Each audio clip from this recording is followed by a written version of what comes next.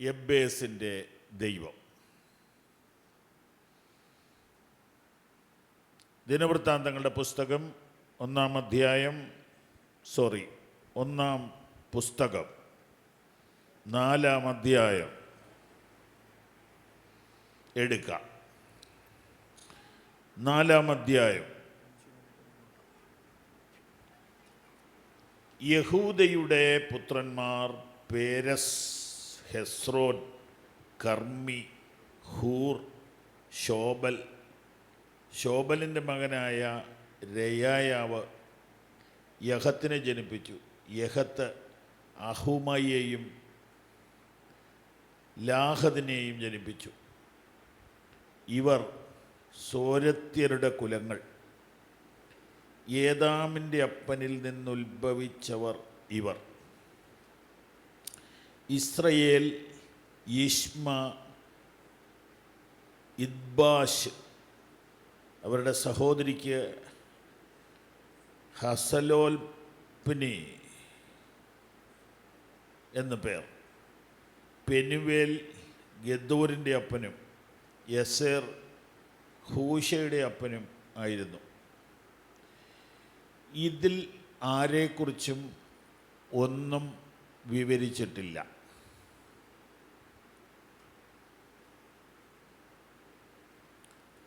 നിങ്ങളുടെ ബൈബിളിൽ നിങ്ങൾ നോക്കിക്കേ,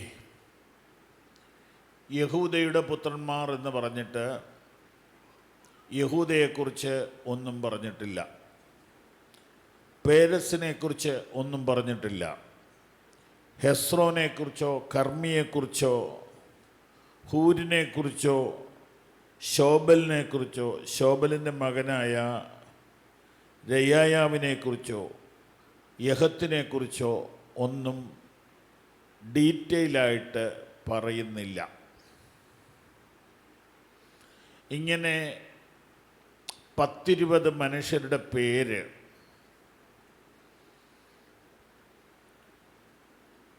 ഒരു ലിസ്റ്റ് പോലെ, ടെലിഫോൺ ഡയറക്ടറി പോലെ ഇങ്ങനെ വായിച്ച് വരുമ്പോൾ നമുക്ക് പരിചയമില്ലാത്ത പേരുകളാണ്. നയര,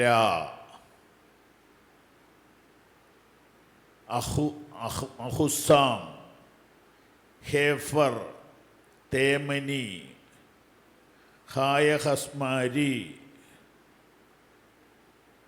ഇങ്ങനെ പോകുന്നു. പെട്ടെന്നൊരു പേര് വരികയാണ്. വാക്യം 9. യബ്ബേസ് തൻ്റെ സഹോദരന്മാരെക്കാൾ ഏറ്റവും മാന്യനായിരുന്നു. ദൈവമക്കളെ, വചനധ്യാനമാണ്. നിങ്ങൾ കഴിയുമെങ്കിൽ പുസ്തകത്തിൽ ശ്രദ്ധിക്കണം. ഇയാൾക്ക് മാത്രം എന്താ പ്രത്യേകത? ഇതിനു മുമ്പ് പറഞ്ഞ ആളുകളെ ഒന്നും കാര്യമായിട്ട് വിവരിക്കാതെ ഇയാളെ മാത്രം എന്തുകൊണ്ട് വിവരിച്ചു? കുട്ടികളെ, നിങ്ങൾ ഈ പേരൊക്കെ കണ്ടോ? ഇങ്ങനെയുള്ള പേര് വല്ലതും സ്കൂളിലുണ്ടോ? നിങ്ങളുടെ കൂട്ടുകാർക്കുണ്ടോ? ഇല്ല. എന്താണ് ഇവൻ്റെ മാത്രം ഇത്ര വിശദീകരണം കൊടുത്തത്? 1-2 വലിയ വാക്യങ്ങൾ ഇവനെക്കുറിച്ച് എഴുതിയിരിക്കുന്നു. എനിക്ക് പറയാനുള്ള ഉത്തരം ഇതാണ്: അവൻ മറ്റുള്ളവരെക്കാൾ പ്രാർത്ഥിച്ചു. അവൻ മറ്റുള്ളവരെക്കാൾ വ്യത്യസ്തമായി പ്രാർത്ഥിച്ചു. അവൻ മറ്റുള്ളവരെക്കാൾ ദൈവവചനം മനസ്സിലാക്കി പ്രാർത്ഥിച്ചു. 3 കാര്യം നിങ്ങൾ ചിന്തിച്ചു എന്ന് ഞാൻ കരുതട്ടെ. 1, അവൻ മറ്റുള്ളവരെക്കാൾ പ്രാർത്ഥിച്ചു. 2, അവൻ മറ്റുള്ളവരെക്കാൾ വ്യത്യസ്തമായി പ്രാർത്ഥിച്ചു. 3, അവൻ വചനം നന്നായി മനസ്സിലാക്കി പ്രാർത്ഥിച്ചു. പ്രസംഗം ഒരിക്കലും ഒരു അടിച്ചേൽപ്പിക്കലാകരുത് എന്നാഗ്രഹമുണ്ട്. എങ്കിലും അപ്പൻ മക്കളെ പല കാര്യങ്ങളും അടിച്ചേൽപ്പിക്കാറില്ലേ, നിർബന്ധിക്കാറില്ലേ? അതുപോലെ ഞാൻ നിങ്ങളെ നിർബന്ധിക്കുന്നു. നമുക്കിന്ന് ദൈവസന്നിധിയിൽ തീരുമാനിക്കാം, ഞാൻ മറ്റുള്ളവരെക്കാൾ അധികം പ്രാർത്ഥിക്കും. എൻ്റെ വീട്ടിലുള്ള മറ്റാരേക്കാളും അധികം ഞാൻ പ്രാർത്ഥിക്കും എന്ന് നമുക്ക് തീരുമാനമെടുക്കാം. അങ്ങനെ തീരുമാനം എടുത്തുകൊണ്ട് കരങ്ങൾ ഉയർത്തി ഹല്ലേലൂയ പറഞ്ഞാട്ടെ. 2, ഞാൻ വ്യത്യസ്തമായി പ്രാർത്ഥിക്കും. നമുക്കിന്ന് ദൈവസന്നിധിയിൽ തീരുമാനിച്ചുകൊണ്ട് നമ്മുടെ കരങ്ങൾ ഉയർത്തി ദൈവത്തിന് സ്തോത്രം ചെയ്യാം. ഞാൻ വ്യത്യസ്തമായി പ്രാർത്ഥിക്കും. 3-ാമത്തെ കാര്യം, ഞാൻ ദൈവവചനം കുറച്ചുകൂടെ മനസ്സിലാക്കി പ്രാർത്ഥിക്കും. അതെ, അതിനും നമുക്കൊരാമേൻ പറയാം. ആമേൻ, ആമേൻ, ആമേൻ. പ്രാർത്ഥന പൊതുവെ 2 തരമുണ്ട്. ഒന്ന്,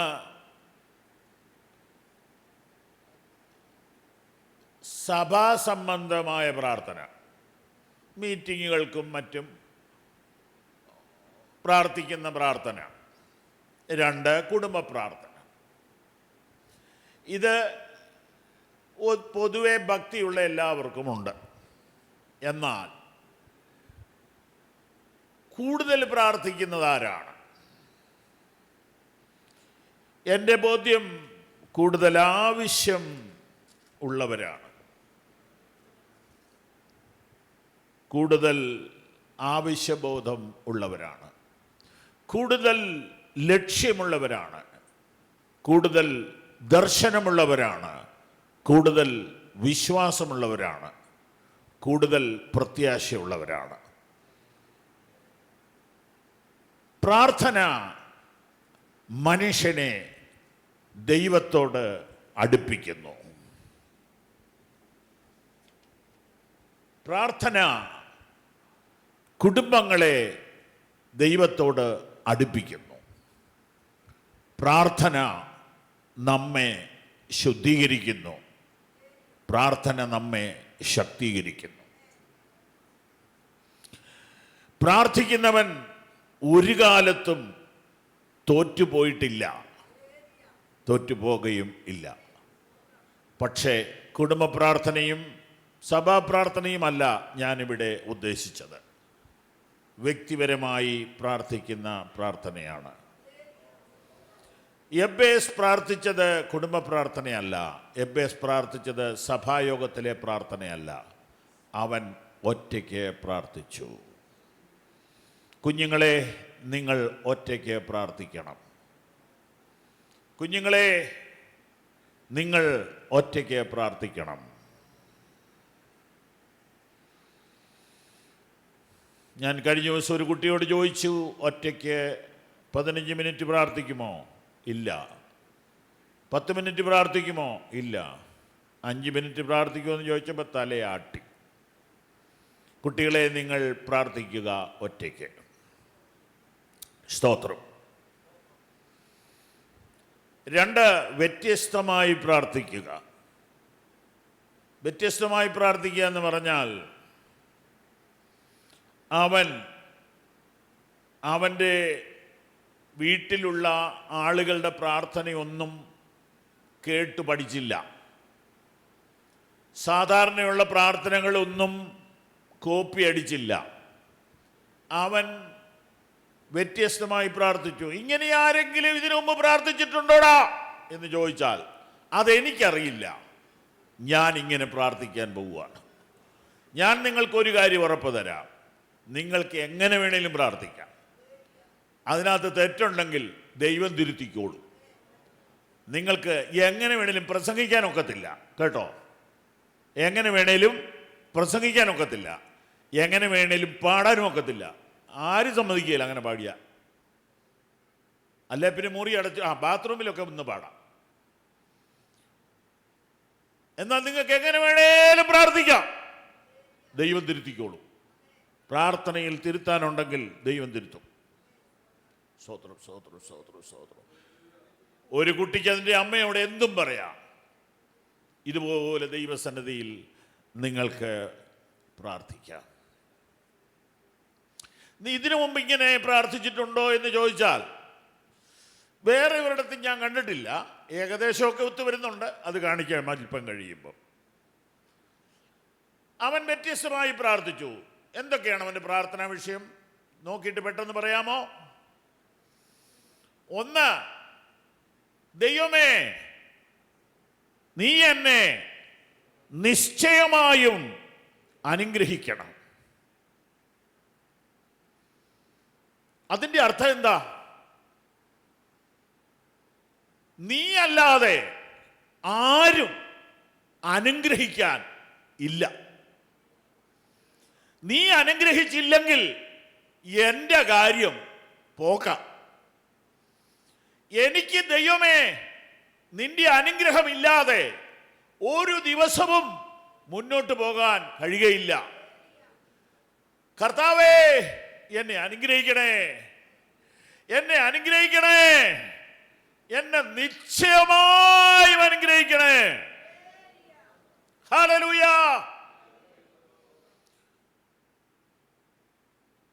ഇതൊരു പക്ഷേ നമ്മൾ മൂന്നാമത് പറഞ്ഞ കാര്യത്തിലോട്ട് ചേരും. അവൻ തിരുവചനം മനസ്സിലാക്കി പ്രാർത്ഥിച്ചു. ഉൽപ്പത്തി പുസ്തകം 32-ാം അധ്യായത്തിൽ ഒരു പ്രാർത്ഥന കാണാൻ പറ്റും. ഒരു പ്രാർത്ഥന കാണാൻ പറ്റും. ഉൽപ്പത്തി പുസ്തകം 32-ാം അധ്യായത്തിൽ അത് യാക്കോബിന്റെ പ്രാർത്ഥനയാണ്. ആ പ്രാർത്ഥന കിട്ടിയവരുണ്ടെങ്കിൽ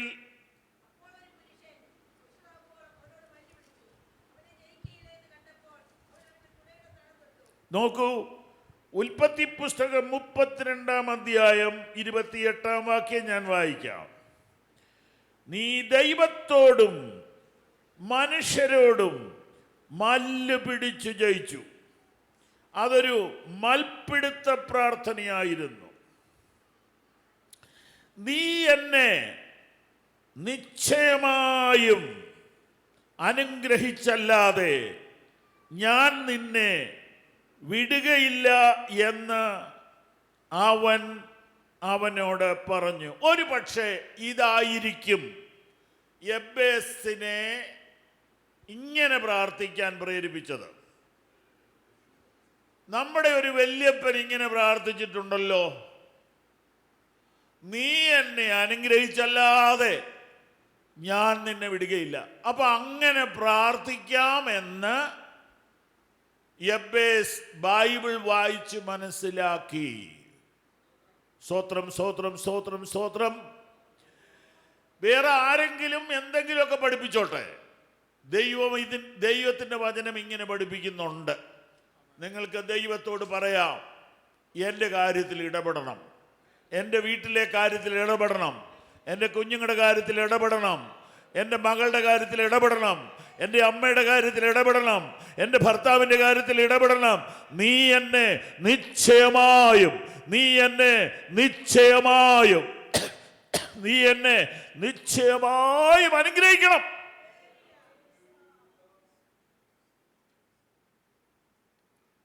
എന്നെ അനുഗ്രഹിക്കാൻ മറ്റാരുമില്ല.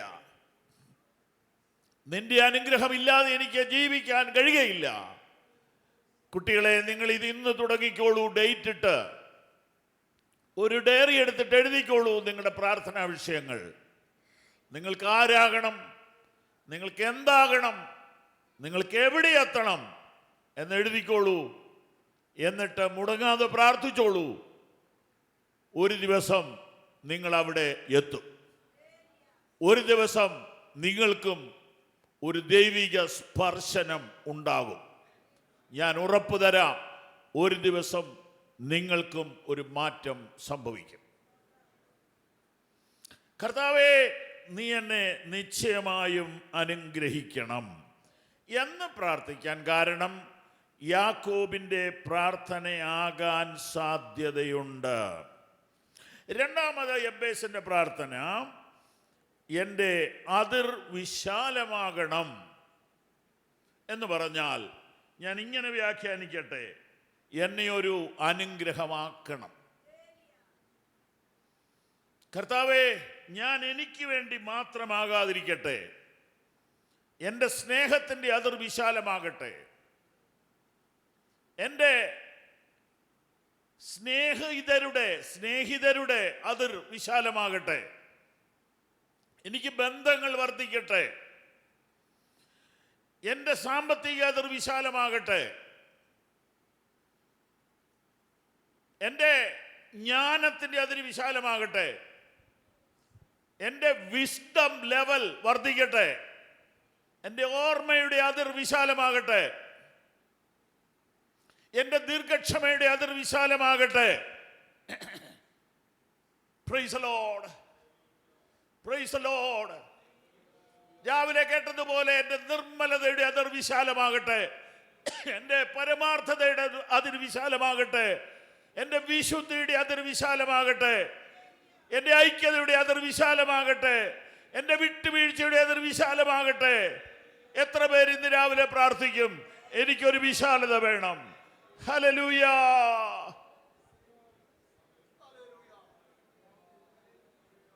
Price the Lord, praise the Lord. എൻ്റെ അതിർ വിശാലമാക്കണമേ. ഇത് വായിക്കുമ്പോഴേക്കും റബ്ബർ തോട്ടത്തിന്റെ അതിരാണെന്ന് ചിന്തിക്കരുത്. ഇത് വായിക്കുമ്പോഴേക്കും തെങ്ങും തോട്ടത്തിന്റെ അതിരാണെന്ന് ചിന്തിക്കരുത്. എല്ലാ അതിരും വിശാലമാകട്ടെ. എല്ലാ അതിരും വിശാലമാകട്ടെ. എല്ലാ ഇടുക്കവും മാറട്ടെ. എല്ലാ ഞെരുക്കവും മാറട്ടെ. ഈ വചനം കേൾക്കുന്ന ഞങ്ങളുടെ പ്രിയപ്പെട്ടവരുടെ അതിരുകൾ വിശാലമാകട്ടെ. കരങ്ങളൊന്ന് അടിച്ച് ദൈവത്തിന് മഹത്വം കൊടുക്കാമോ? ഒരു നിമിഷം കണ്ണുകൾ അടച്ചിട്ട് ഏതൊക്കെ അതിരുകൾ വിശാലമാകണമെന്ന് ആഗ്രഹിക്കുന്നു, അങ്ങനെയുള്ളവരൊക്കെ കൈ ഉയർത്തി പിടിച്ചാട്ടെ.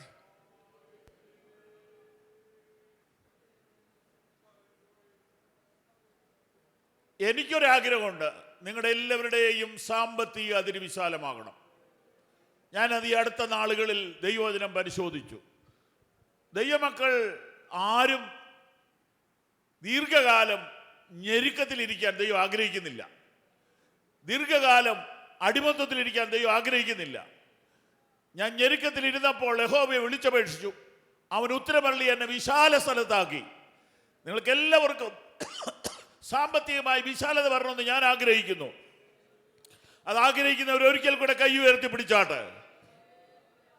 സ്തോത്രം, സ്തോത്രം, സ്തോത്രം. കർത്താവേ, ഞാൻ പ്രാർത്ഥിക്കുന്നു, ഈ ജനത്തിന് സാമ്പത്തികമായ ഒരു വിശാലത വരട്ടെ. ഈ ജനത്തിന് ആരോഗ്യമായ ഒരു വിശാലത വരട്ടെ. ഈ ജനത്തിന് സ്നേഹത്തിലൊരു വിശാലത വരട്ടെ. ഐക്യതയിലൊരു വിശാലത വരട്ടെ. സമൃദ്ധി വരട്ടെ. യേശുവിന്റെ നാമത്തിൽ ആമേൻ. കരങ്ങൾ ഉയർത്തി ഹല്ലേലൂയ പറയാം. നമ്മുടെ അതിർ വിശാലമാകുമ്പോൾ നമ്മുടെ അടുക്കലേക്ക് ആളുകൾ കൂടുതലായിട്ട് വരാൻ തുടങ്ങും. നമ്മുടെ സഭയുടെ അതിരും വിശാലമാകാൻ തുടങ്ങും. നമ്മുടെ വേലയ്ക്ക് വലിയ വിശാലതയുണ്ടാകും. ഹല്ലേലൂയ. 2025 സഭയുടെ അതിർ വിശാലമാകട്ടെ. സഭയുടെ അതിർ വിശാലമാകട്ടെ. Hallelujah, hallelujah. എല്ലാ നിലയിലും വിശാലത വരട്ടെ എന്ന് ഞാൻ പ്രാർത്ഥിക്കുന്നു. മൂന്നാമത് എന്താണ് പറഞ്ഞിരിക്കുന്നത്? ദൈവമേ, നിന്റെ കൈ എന്നോട് കൂടെ ഇരിക്കണം. പറ്റുമെങ്കിൽ ഒരു ഹോംവർക്ക് ചെയ്യുക. ദൈവത്തിൻ്റെ കൈയെക്കുറിച്ച് ഒരു 10 വാക്യം കണ്ടുപിടിക്കുക. ഇട്ടൊരു പേപ്പറിൽ എഴുതുക. ദൈവത്തിൻ്റെ കൈയെക്കുറിച്ച് 10 വാക്യം കണ്ടുപിടിക്കുക. എന്നിട്ടൊരു പേപ്പറിൽ എഴുതുക. പറ്റുമോ? പറ്റും. തന്നെ നോക്കിയിട്ട് പറ്റുന്നില്ലെങ്കിൽ കുട്ടികളോട് പറഞ്ഞാൽ മതി. ഗൂഗിൾ സെർച്ച് ചെയ്താൽ മതി. ദൈവത്തിൻ്റെ കൈ. നമുക്ക് ചില വാക്യങ്ങളൊക്കെ കാണാതെ അറിയാം. യഹോവയുടെ വലങ്കൈ ഉയർന്നിരിക്കുന്നു. യഹോവയുടെ വലങ്കൈ വീര്യം പ്രവർത്തിക്കുന്നു.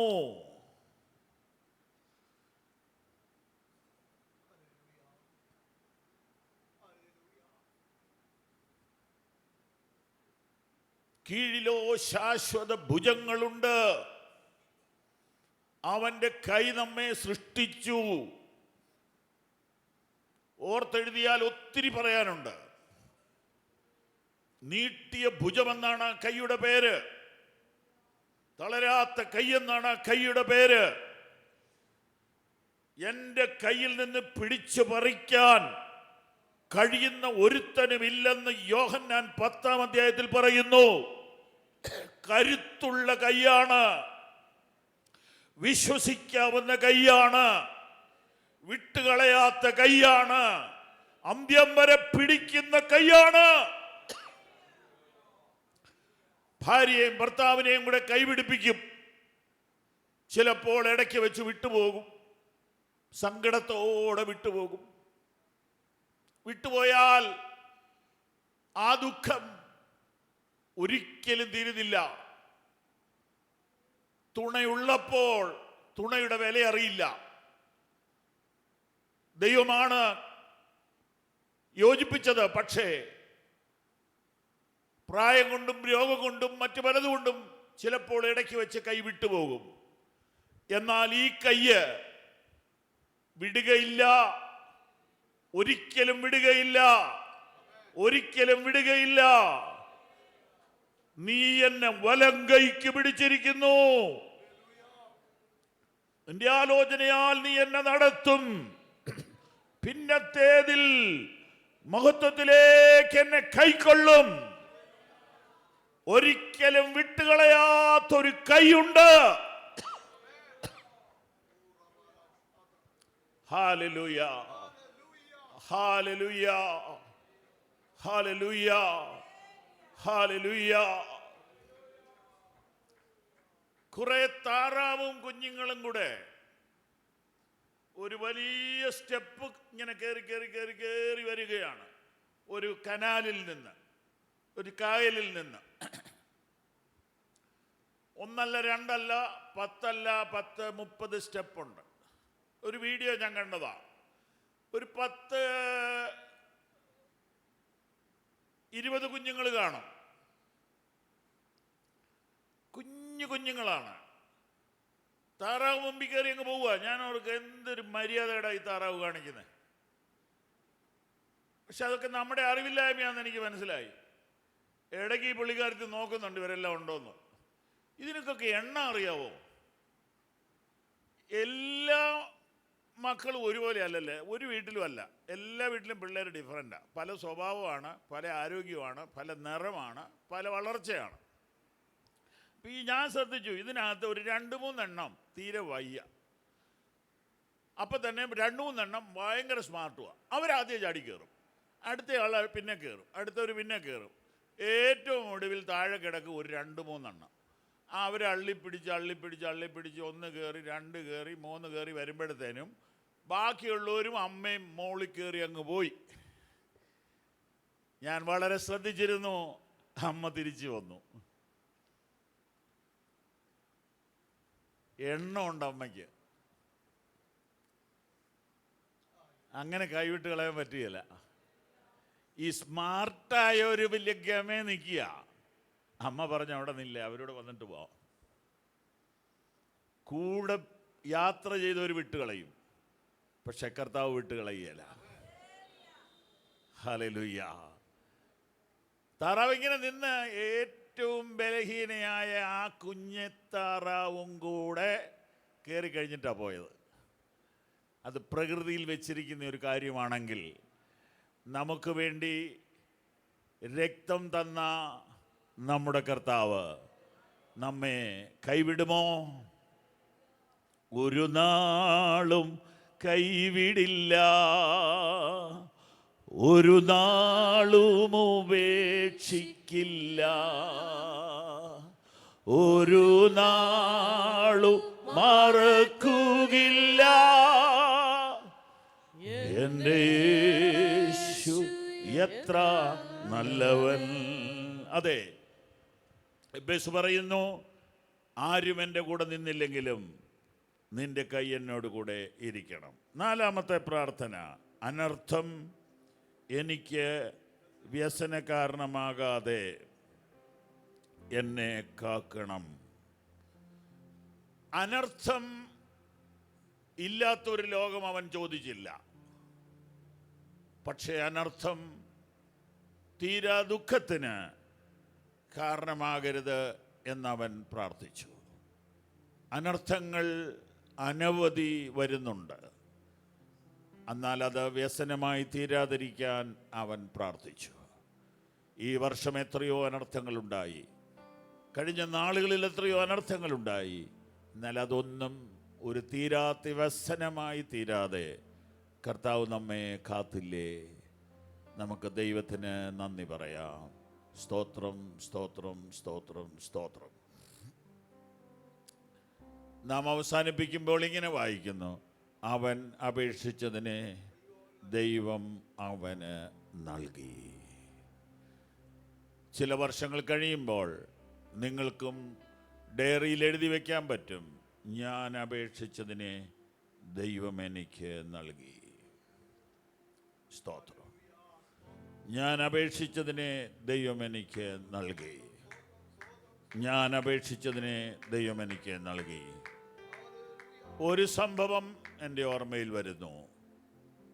ഹന്ന എന്ന സ്ത്രീ ഒരു കുഞ്ഞിനെയും കൊണ്ട് ആലയത്തിൽ വന്നിട്ട് പുരോഹിതൻ്റെ അടുക്കൽ ചെന്നിട്ട് പറഞ്ഞു, ഈ കുഞ്ഞിന് വേണ്ടിയായിരുന്നു ഞാൻ പ്രാർത്ഥിച്ചത്. അന്ന് ഞാൻ പ്രാർത്ഥിക്കുമ്പോൾ ഈ കുഞ്ഞ് ഇല്ല.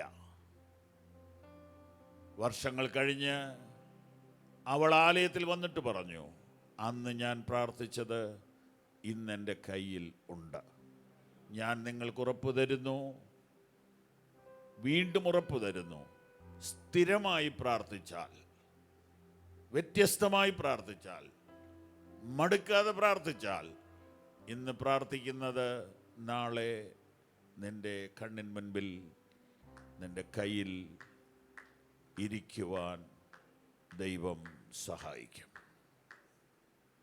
ഈ വചനങ്ങളാൽ ദൈവം നമ്മെ സഹായിക്കട്ടെ. നമുക്ക് പ്രാർത്ഥിക്കാം. പ്രാർത്ഥനയിൽ ആരെങ്കിലും മടുത്തുപോയിട്ടുണ്ടെങ്കിൽ മടങ്ങി വരുവാൻ പരിശുദ്ധാത്മാവ് ഓർപ്പിക്കുന്നു. പ്രാർത്ഥന കേൾക്കുന്ന ദൈവം ജീവിക്കുന്നു. ഉറപ്പായിട്ടും പ്രാർത്ഥനയ്ക്ക് മറുപടി ഉണ്ട്.